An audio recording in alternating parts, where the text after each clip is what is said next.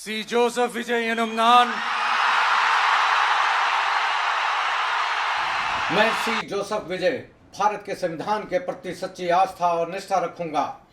तमिलनाडु के मुख्यमंत्री के रूप में भारत की एकता अखंडता को बनाए रखूंगा और अपने विवेक के अनुसार कर्तव्यों और कानून का पालन करूंगा।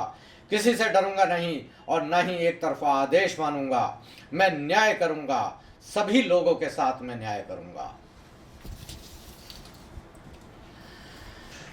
जी हाँ, विजय जोसेफ की इस शपथ के बाद में जो उन्होंने मुख्यमंत्री पद के लिए ली है तमिलनाडु में, उन्होंने तमिलनाडु के इतिहास में एक नया पन्ना जोड़ दिया है। एक नए तबादले को, एक नए परिवर्तन को उन्होंने जन्म दे दिया है। अब आने वाले समय में भारत की और इस देश की राजनीतिक स्थिति क्या होगी, ये तो आने वाला वक्त ही बताएगा। लेकिन आप देखेंगे कि किस तरीके से विजय जोसेफ को सरकार बनाने में किस तरह की कठिनाइयाँ आई। आप जैसा कि जानते हैं कि वहाँ पर कई दशकों से डीएमके और एडीआईएमके की सरकार ही बन रही थी, लेकिन जब बहुमत विजय जोसेफ को मिला तो इन दोनों ने, ये जो अपने आप को बहुजनवादी पार्टियां कहती हैं दोनों, जब विजय जोसेफ को सरकार बनाने में पूरी कठिनाई आए या उनकी सरकार ना बने, ऐसी उन्होंने कोई कसर नहीं छोड़ी। इसके अलावा आप देखेंगे कि जो राज्यपाल की भूमिका थी वो भी बड़ी निंदनीय रही है, कि जिसमें कि आपने देखा कि विजय जोसेफ को 3 से 4 बार उन्होंने खाली हाथ लौटाया। एक बार उन्होंने विजय जोसेफ से मिलने से भी इनकार कर दिया और ये कहा कि पहले आप बहुमत के सारे पर्चे लेकर आइए। तो सवाल ये है कि आप नियम और कानूनों के खिलाफ जाकर कैसे कोई फैसला कर सकते हैं। नियम ये कहता है कि आप जो लार्जेस्ट मेजॉरिटी वाली पार्टी है उसको सरकार बनाने के लिए आमंत्रित करें, उनको इनवाइट करें, उनको प्रस्तावना उनको भेजें और जब वो फ्लोर पर आ जाएं तो अपनी मेजॉरिटी वो साबित करें। सबसे जो संवैधानिक नियम है, सुप्रीम कोर्ट का भी यही नियम है, लेकिन उन्होंने ऐसा कुछ नहीं किया, बल्कि विजय जोसेफ को परेशान करने में कोई कसर नहीं छोड़ी। आप जैसा कि जानते हैं, महाराष्ट्र से लेकर जहां पर रात के 4 बजे उन्होंने राज्यपाल ने शपथ दिलवा दी थी, और आप वेस्ट बंगाल में भी देखें कि किस तरीके से वहां पर राज्यपाल ने वहां के मुख्यमंत्री को परेशान करने के में कोई कसर नहीं छोड़ी। आप दिल्ली में देखेंगे कि दिल्ली में किस तरीके से एक चुनी हुई सरकार को जो फैसले होते थे वो राज्यपाल बदल देते थे या उनको स्टॉप करा दिया करते थे, उनको कुछ काम नहीं करने देते थे। ये एक बहुत बड़े जो रोल था जो संवैधानिक पद का, यानी जो राज्यपाल होता है वो केंद्र का प्रतिनिधि होता है, एक संवैधानिक पद होता है, और राज्यपाल की जो स्थिति होती है ठीक वही होती है जो केंद्र में राष्ट्रपति की होती है। लेकिन बावजूद इसके राज्यपाल ने तमिलनाडु में कोई कसर नहीं छोड़ी। विजय जोसेफ ने सरकार अपनी बना ली है, फ्लोर पर वो अपनी मेजॉरिटी भी साबित कर देंगे। लेकिन देखने वाली बात यह है कि आगे उनके लिए किस किस तरह की मुसीबतें आएंगी, क्योंकि एक कहावत है कि बहुत कठिन है डगर पनघटकी। तो ये जो डगर पनघटकी है विजय जोसेफ के लिए काफ़ी कठिन ही रहेगी। उसकी एक ख़ास वजह ये भी है कि ये एक खालिश पॉलिटिशियन नहीं है, ये पॉलिटिशियन नहीं है, और ये जिन जिन लोगों का या जिस तरह के लोगों का, जिस तरह के ब्यूरोक्रेसी का सहारा लेंगे, ये उसके ऊपर ज़्यादा डिपेंड करता है।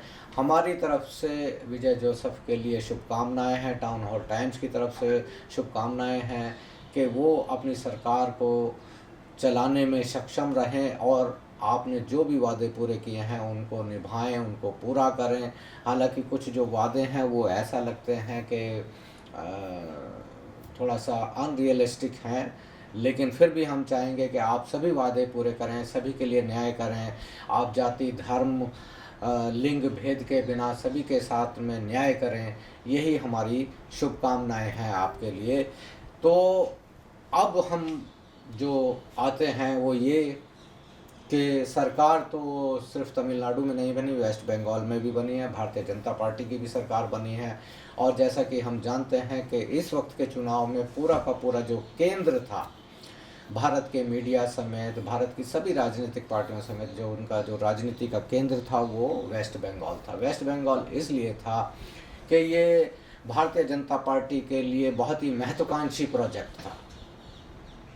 आप कहेंगे महत्वाकांक्षी प्रोजेक्ट था, तो जी हाँ, ये उनके लिए प्रोजेक्ट ही था, क्योंकि इसके ज़रिए ये बहुत सारे काम करने वाले हैं।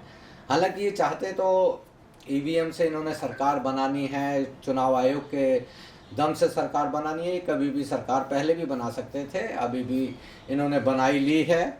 जैसा कि आपने देखा ही है कि किस तरीके से मेजॉरिटी इनको आई है, तो ये बिना चुनाव आयोग और ईवीएम की मदद के ये ऐसा संभव नहीं है, क्योंकि जिस तरीके से भारतीय जनता पार्टी का रिकॉर्ड है पूरे देश के अंदर, जहाँ जहाँ पर इनकी सरकारें हैं, वहाँ किस तरीके से इन्होंने वादा खिलाफ़ी की है, जो चुनाव में जो वादे किए उनसे वादा खिलाफ़ी की है। आप अगर दिल्ली का चुनाव देखेंगे तो ये उसमें आप समझ जाएंगे कि 2,500 रुपये महीने आएंगे, 21,000 रुपये हर गर्भवती महिला को मिलेंगे, बसों में फ्री होगा, बिजली पानी, ये सब ऐसा। हालांकि थोड़ा बहुत इसमें चल रहा है, लेकिन काफ़ी परिवर्तन आ चुके हैं। इसके अलावा आप देखेंगे कि इन्हीं राज्यों में बेरोजगारी बेतहाशा बढ़ रही है, गरीबी बेरोजगारी बहुत बढ़ रही है। इसके अलावा आप देखेंगे कि किस तरीके से जो जहाँ जहाँ पर है वहाँ पर अपराधों की संख्या बहुत बढ़ रही है, विशेषकर मुसलमानों के खिलाफ़ और दलितों के खिलाफ़ जो हिंसा की वारदातें हैं वो काफ़ी बढ़ रही हैं। बलात्कार, हिंसा, ये सब बड़ा ही आम बात हो गई है, और ऐसा लगता है कि अब जैसे कि देश में एक जंगल राज जैसी स्थिति आ गई है। हालांकि विज्ञापनों के जरिए ये लोग बताते रहते हैं कि भाई हमारा जो राज्य है बहुत ही स्वर्णिम राज्य है, बहुत आगे प्रगति कर रहा है, लेकिन किस तरीके से पर्चे का लीक होना, लोगों को नौकरी ना मिलना, फिर जो लोग उस पर अगर प्रोटेस्ट करें तो उन पर लाठियां बरसाना, ये बड़ी कॉमन बात हो गई है। वेस्ट बंगाल में शुभेंदु अधिकारी मुख्यमंत्री बने हैं। वेस्ट बंगाल कोई छोटा मोटा प्रोजेक्ट नहीं है भारतीय जनता पार्टी का, क्योंकि ये हिंदी भाषी क्षेत्र से हटकर एक वहाँ पर आएगा ये प्रोजेक्ट इनका। दूसरी बात, यहाँ पर जो परिवर्तन होने हैं वो बहुत ही भयानक परिवर्तन होने हैं। जिस तरीके से उड़ीसा में आप देख रहे होंगे, उड़ीसा की खबरें आपको पता नहीं चल रही होंगी, लेकिन उड़ीसा में भी किस तरीके से अब हिंसा की वारदातें बढ़ रही हैं, जिसमें धार्मिक हिंसा है, जिसमें क्या कहते हैं दलित हिंसा है, ये बहुत आगे बढ़ रही हैं। तो इसी तरीके से अब बंगाल में बहुत बुरी स्थिति होने वाली है।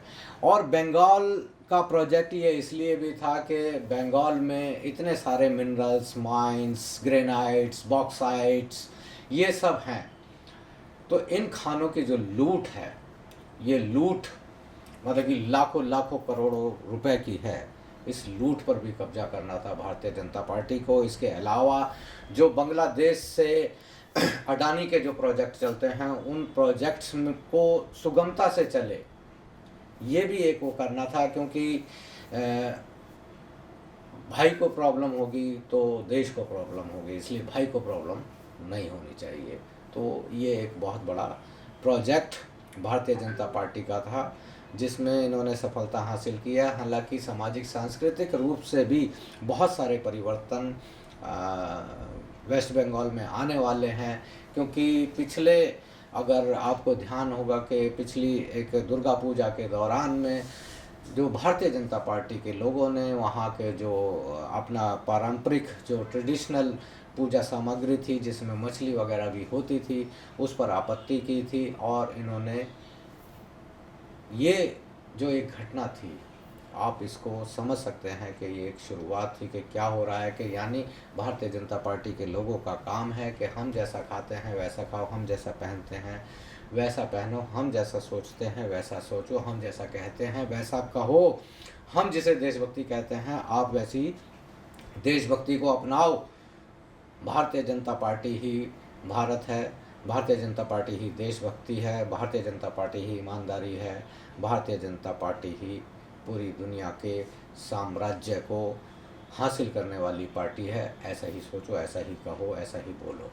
ये एक उनकी पॉलिसी है जो वेस्ट बंगाल में भी होने जा रही है। आप देखेंगे कि बहुत सारे सांस्कृतिक परिवर्तन होंगे, वहाँ के लोगों को अभी एहसास होगा, अभी नहीं हुआ है लेकिन अभी एहसास होगा कि किस तरीके से फिर उनकी संस्कृति पर जो हमले होंगे तो वो उनको अकल आएगी।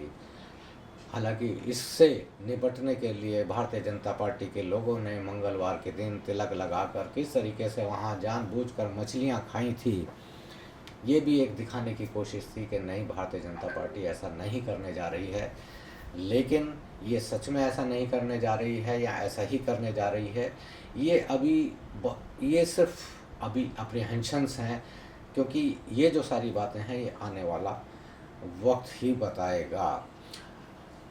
शुभेंदु अधिकारी, आप जानते होंगे कि किस तरीके से ये कैमरे पर रिश्वत लेते पकड़े गए थे, और जब स्कैम में इनका नाम आया तो ये वहाँ से छोड़कर भी भागे। और साथ के साथ ही प्रधानमंत्री नरेंद्र मोदी किस तरीके से बड़े ही फनी तरीके से क्या कहते हैं शुभेंदु अधिकारी के भ्रष्टाचारों की पोल खोलते थे, लेकिन जैसे ही शुभेंदु अधिकारी भारतीय जनता पार्टी में आए तो वो समझ लीजिए कि वो वॉशिंग पाउडर से नहा लिए, Bharatiya Janata party washing powder से नहा लिए, और अब वो ठीक हो गए हैं, ईमानदार हो गए हैं, अब वो करप्टेड नहीं रहे हैं, वो धुल गए हैं। भारतीय जनता पार्टी मतलब गंगा है, गंगा में नहा लिए तो आपके पाप धुल गए। अब इसी तरीके से हेमंत बिस्वा शर्मा थे, हेमंत बिस्वा शर्मा पर मतलब कि किस तरह के घोटालों के आरोप लगे थे, वो भी जेल जाने ही वाले थे, लेकिन अब वो भी भारतीय जनता पार्टी में है तो इसलिए वो भी गंगा नहा लिए हैं, भारतीय जनता पार्टी नाम की गंगा में वो नहा लिए हैं, इसलिए अब वो सही हो गए हैं। तो कुल मिलाकर आप देखेंगे कि किस तरीके से इस चुनाव में, ये चुनाव एक मामूली चुनाव नहीं था। एक बात ये समझने वाली है कि चाहे तमिलनाडु में कोई प्रायोजित परिवर्तन आया है, कोई प्लान्ड परिवर्तन आया है, या वेस्ट बंगाल में कोई प्लान्ड परिवर्तन आया है, लेकिन परिवर्तन तो आ चुका है। और परिवर्तन जब आ गया है तो अब उसी तरह की मानसिकता और उसी तरह की जो राज्य चलाने की जो प्रक्रियाएं होती हैं अब वही काम करेंगी। और विशेषकर अब ये जो प्रक्रियाएं हैं, हो सकता है कि भारत में भविष्य में कुछ और नए परिवर्तन आए, लेकिन अब ये चीज़ें चेंज हो गई हैं। कुछ लोगों का मानना है कि यहाँ पर जो आरएसएस का और भारतीय जनता पार्टी का ऑपरेशन लोटस समाप्त हो गया है और अब यहाँ से इनका डाउनफॉल शुरू होगा, लेकिन ऐसा शायद नहीं होगा, क्योंकि आने वाले वक्त में ही पता चलेगा कि अब क्या होने जा रहा है। तो दोस्तों, ये आपको हमारा समाचार विश्लेषण कैसा लगा? आप हमें अपनी राय ज़रूर दीजिएगा और हमें ज़रूर बताइएगा कि अब आगे हम क्या क्या और अपने कार्यक्रम में सुधार कर सकते हैं। आप हमें अपने सुझाव ज़रूर भेजिए। अगर आप इस चैनल पर नए हैं तो अभी हमें लाइक करें, सब्सक्राइब करें और शेयर भी करें, और जितना ज़्यादा से ज़्यादा लोगों तक आप फैला सकते हैं चैनल को फैलाइए, क्योंकि यही एकमात्र चैनल है जो आपको निर्भीक होकर और स्पष्ट राय, जनता की राय रखते हैं।